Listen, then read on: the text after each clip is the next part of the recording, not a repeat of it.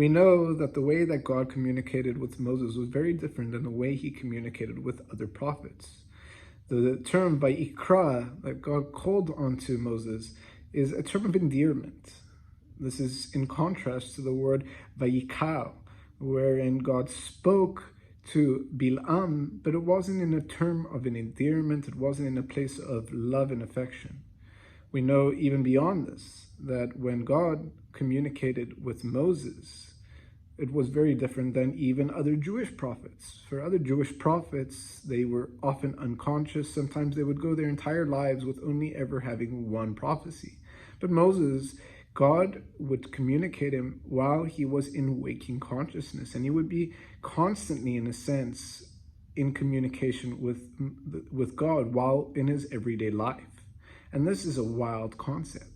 In fact, says the Shem Shmuel, this illuminates something that we say on Shabbos. In the prayer that we say in the Amidah of Shabbat, we say, Yismach Moshe b'matnat chelko ki even ne'eman karata lo, that he rejoiced, Moses did, with the gift that he was given, because he was called a faithful servant. What is this gift that he was given that he rejoices with? Says the Shem Shmuel, this ability to be in daily life, eating, drinking, sleeping, and being communion with God.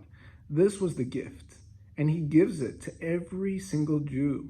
Moses gives this gift of being able to enjoy the daily things that we love to enjoy, food, drink, sleep, as well as having a connection to God. This is the gift that Moses gives to every Jew on Shabbos. And let's go one step deeper and illuminate one more thing that we say on Friday night. Friday night, as we come home from synagogue and before we do Kiddush and sanctifying our meal, we sing the song Shalom Aleichem. In it, we go ahead and we welcome the angels. We say goodbye to the angels of the week and we welcome the angels of Shabbos. This is one way of looking at it. But perhaps, says the Shem Shmuel, another way of looking at it is that, why do we say Tzeitchem L'Shalom? You're welcoming the angels and it's like, okay, now I'm about to eat. Bye, angels, go in peace. Says the Shem Shmuel, is that other prophets, we see that they were communicated not by God directly, but through intermediaries, through angels. When we come home on Shabbos and we're about to partake of our Shabbos meals, we're escorted there by the angels. And then once we come there, we see that we have the divine presence upon our home. The Shekhinah is there. And therefore we say, what need do we have for an intermediary anymore when we have, so to speak, God himself? Thank you for bringing us here, but you can go now, angels. I wish you all a Shabbat Shalom.